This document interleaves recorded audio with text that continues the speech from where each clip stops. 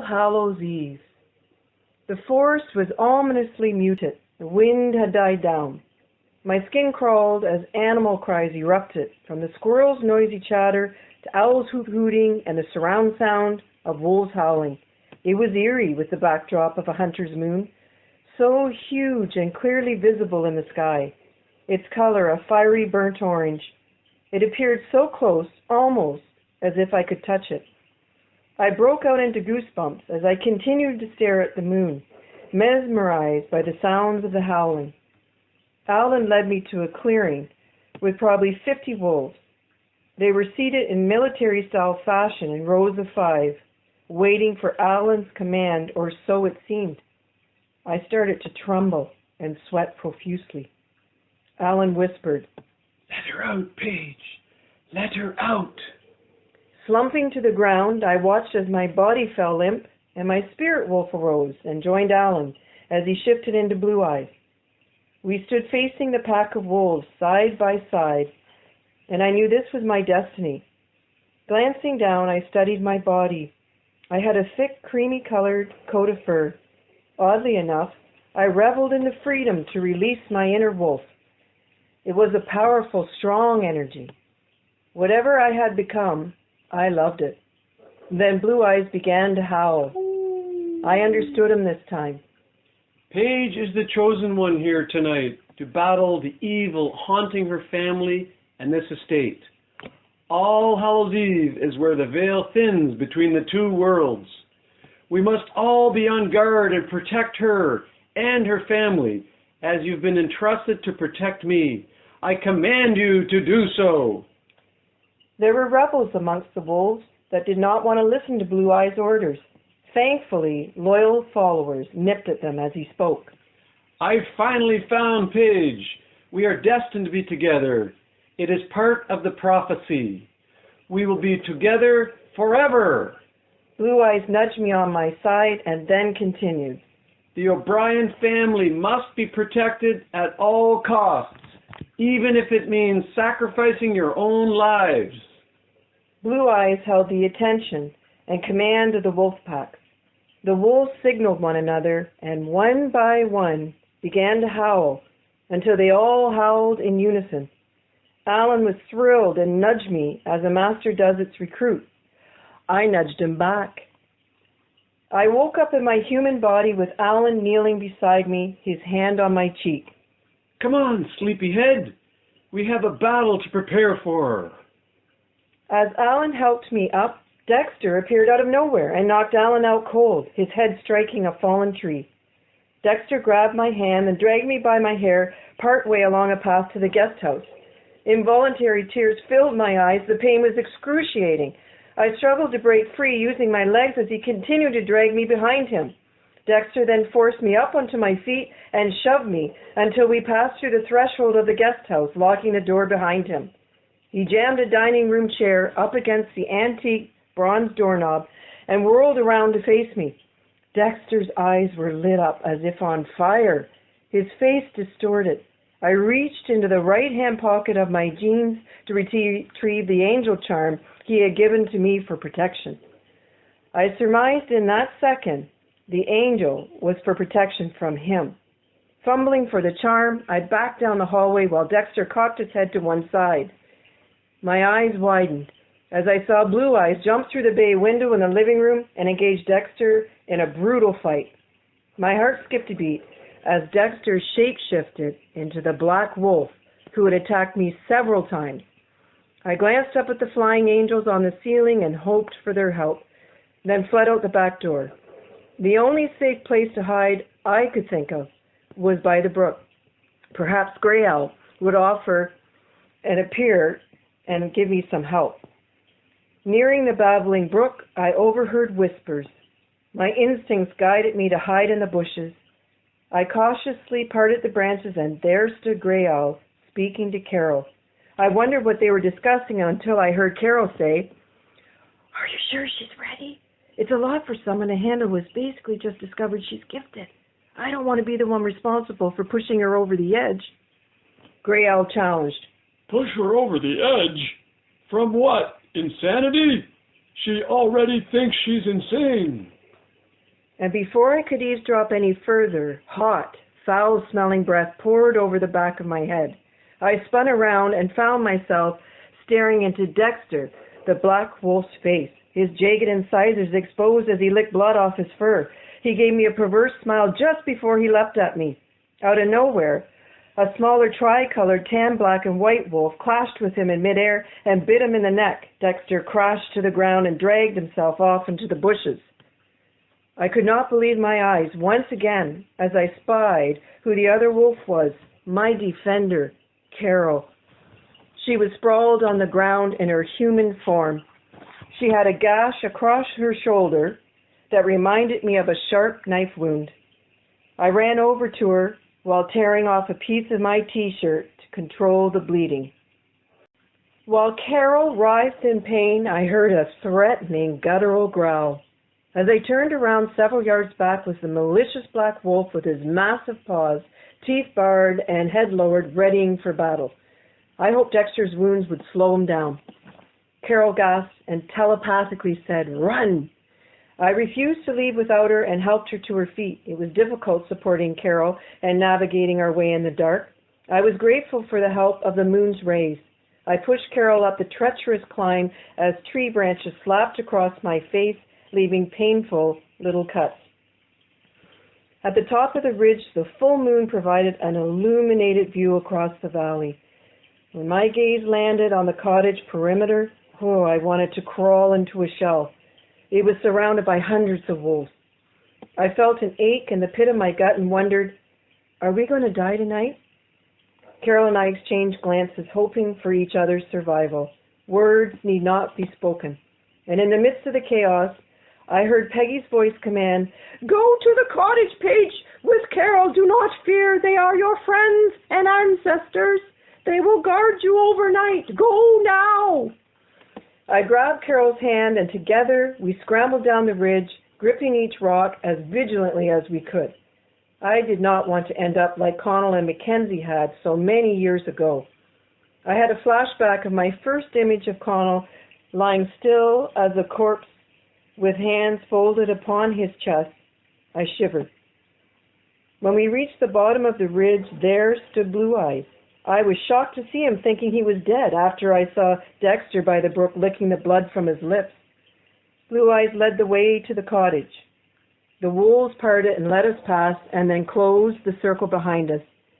It was eerie for sure, but I had to trust in someone, and so far, Blue Eyes had saved me on so many occasions.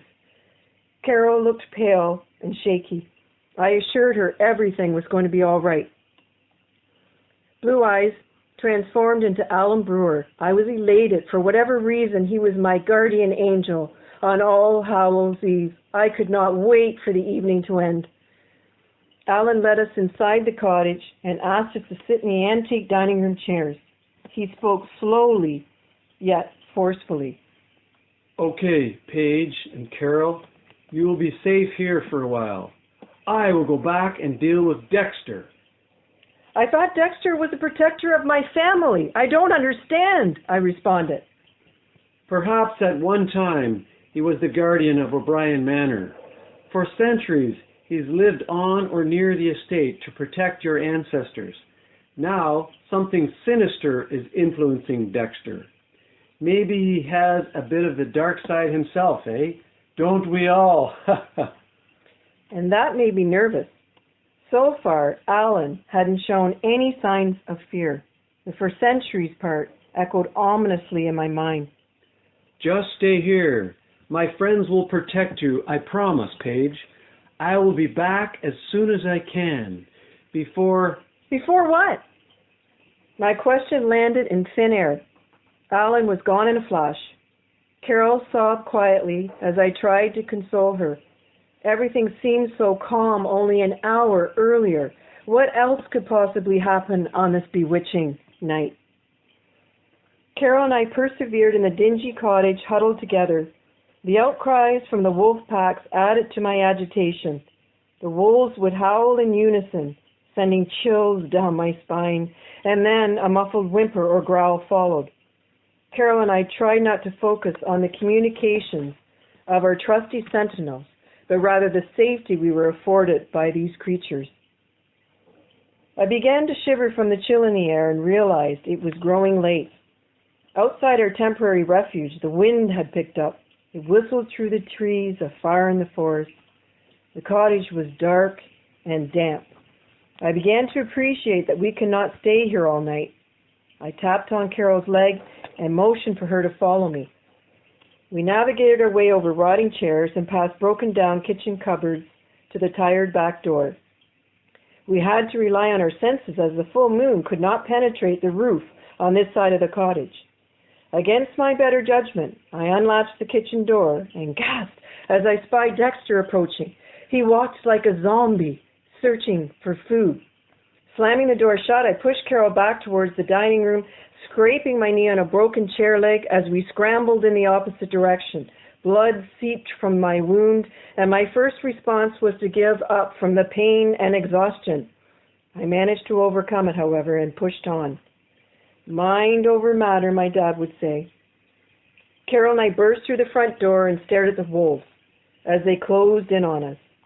Sensing Conlon and Mackenzie nearby, I prayed they would intervene on our behalf, wondering what they could do to help. A shirtless man with ripped pants arose amongst the wolves and motioned us to follow him. The wolves parted and we stealthily followed the man, not wanting to provoke any member of the pack. Each wolf's behavior varied. Some were indifferent to us, others sniffed at us, and one even nudged me from behind in an aggressive manner. My skin crawled as we plodded our way along. I ignored the feeling and the wolves. Carol and I had no choice. We had to trust this stranger with our lives.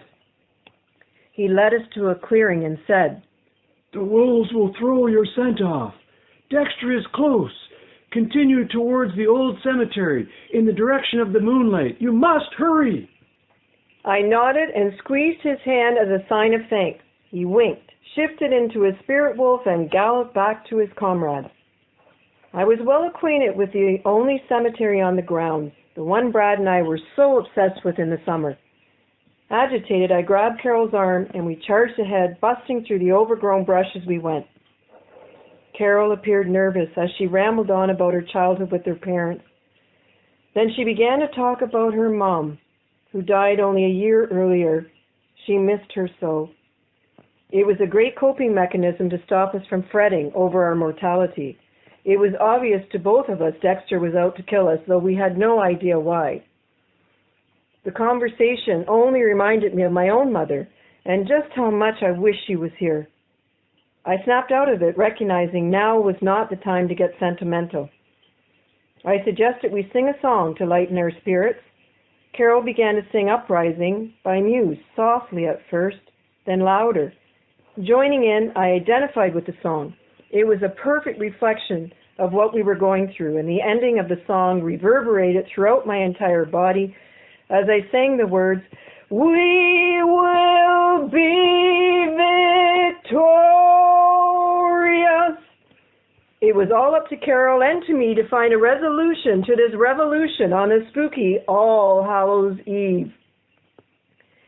I spied the neglected fence surrounding parts of the cemetery. "This way," I instructed Carol. I remember the cemetery quite well, and if we enter through the back way, we can cut across the middle and down the pathway towards the guest house. I pushed Carol along as we ran. Dashing past Connell's mother's grave, with the angel statue intact, I wished for her strength to help us tonight. When we neared the path, it was devastatingly dark. The full moon could not pierce the dense foliage overhead. I had to rely on my memory and a little help from Connell to help us make our escape. He whispered, "This way, Paige." I followed his voice until we hit the big open path to the stone bridge leading back to the manor. I heard footsteps ahead and came to a complete halt, causing Carol to ram into me from behind. She screamed, "Ah!" I whipped around and put my hand on her mouth, pushing her into the bushes. There before me in the path stood the tortured boy from the ice vault, the one from my visions. Mist surrounded him, and he was earnestly trying to speak to me. Like turning a dial to tune in a station, On an old battery-operated radio, a word could be clearly heard before cutting out. I heard Brad, as a whisper, and then watched him mouth a few more words as if he was shouting. I heard, careful! He coming! The boy's voice cut out again. His eyes widened, and in one blast I heard, beware of Bradford! He is coming for you! The vision stopped abruptly, revealing a large shadow in the path before me. Rubbing my eyes and trying to adjust them to the low lighting, I saw a tall man, well over 6 feet, with black hair, full beard, and the largest palms. He raised his right hand and in a booming voice proclaimed, "You will die before midnight chimes!" I watched as he faded away and then blacked out. Reviving to a horrid stench, I was terrified to see the black wolf had found me again. 3rd time's the charm. I was running out of energy to continue this fight. He had me pinned to the ground with his monstrous right paw hammered into my chest and his raw, foul-smelling breath in my face. I could not move. As much as I struggled, I could not break away from its hold on me. I lay still with no control over my future. It was a horrifying situation to be at the mercy of such a beast. And to remember it was Dexter, it was staggering. Again, I struggled to free myself. Suddenly, he withdrew his paw and backed off as if startled by something behind me. I could not see what it was. The black wolf darted away, scared beyond belief. I wondered if something scared him that badly, what would it do to me? Deliberately rising and brushing off the remnants of dirt and stench from my enemy, I turned around to face my fears and saw Alan, standing there smiling at me. Behind him stood an army of wolves ready for battle. Saved once again by my dear friend Alan, and as grateful as I was, I knew in my heart someday he might not be available. Oh, Alan, thank God you're here. My eyes filled with tears as I had never been a believer before today. I saw Bradford, the man haunting the estate and my family. I fell into Alan's outstretched arms. Yes, I caught sight of him earlier this evening. Not a friendly fellow. I'm so glad you survived the night. I am grateful you and Carol have each other, and our friends, the wolf packs, looked out for you both. He smiled in Carol's direction and hugged me tightly. Dexter, what are we going to do about it? What's happened? I whispered into his right ear. Alan hesitated, walked back to the path, and pulled Carol out of the bushes. She brushed herself off, sprinted to me, and clutched my arm. Sometimes evil takes hold of the best of us, Paige. That's why it's so important to say your prayers and remain positive and physically strong. What a night, Carol interjected. Is this what it's like to be your friend on Halloween, she teased. I'll be preparing for next year by working out physically and mentally, Carol smiled weakly. I still don't understand about the young boy. Who was beaten? Who is he? What does he want? I looked down at the ground, trying to figure it all out. Paige, sometimes ghosts remember things in a mixed-up manner.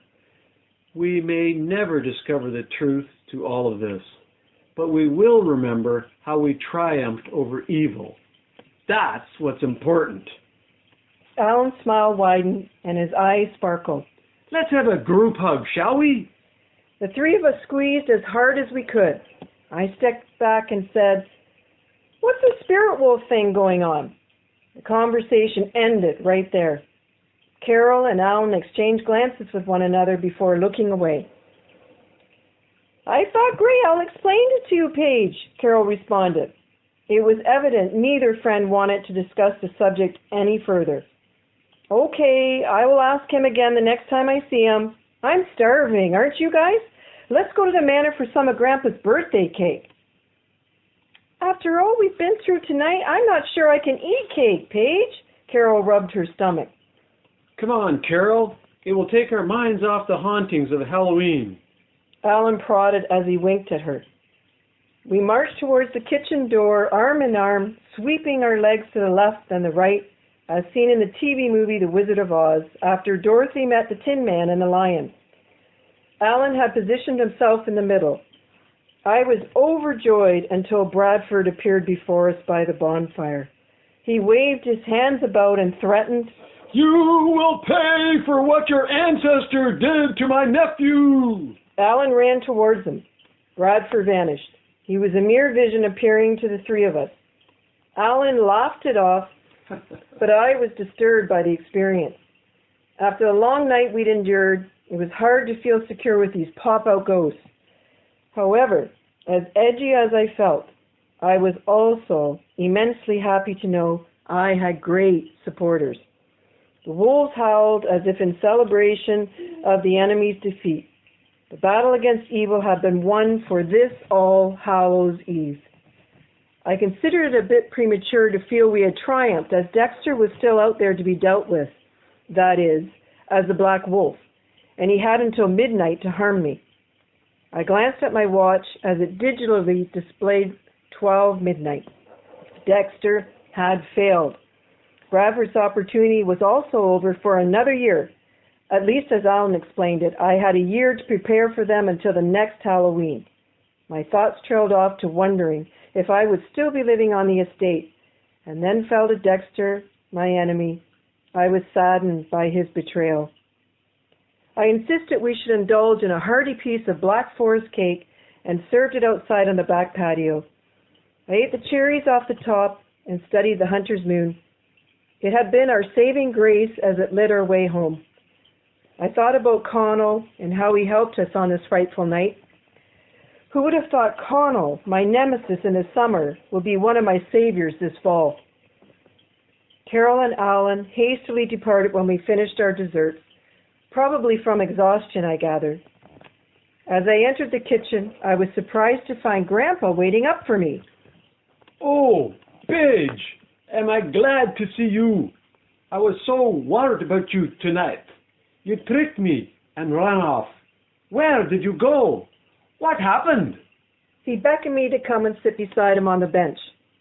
I did not want to put Grandpa through any more worries than he'd already had, so I made up a story about Carol and how we went over to Peggy's house to visit and lost track of time. He seemed to believe it, but I was not certain. Nonetheless, Grandpa went off to bed, and I to mine. Staring at my reflection in the bathroom mirror, my long curly auburn hair in disarray and brown eyes blazing, I could not help but marvel at how well I had taken the events of the past few months. Did I have a warrior deep inside me, the wolf who protected me, or was it all a dream? The line between reality and fantasy had blurred. As I undressed, I examined my right shoulder. The black marking had returned. It appeared larger and had seeped into my chest area and further down my right arm. When I looked back into the mirror, my pupils were dilated. It was a tattoo of a wolf with the head above my right breast and the body down my arm. This cannot be happening! I screamed internally. I took a shower trying to scrub the markings off and eventually came to the conclusion that the tattoo was permanent. I washed my scraped knee with soap and flinched as it burned so raw and fragile. Collapsing onto the shower floor, weak from exhaustion, I wondered if I had crossed a permanent line into the world of the supernatural. I want to thank my guest reader tonight. On Halloween, we always have a trick, and my trick was asking my husband, Kevin, to join me. Thank you, dear. You're always my #1 supporter, and I love you so much. You're most welcome. It was wonderful. We loved reading to you. We want to say Happy Halloween. So the treat was the reading. We hope that you enjoyed it. The trick was my husband, Kevin. Happy Halloween, everybody.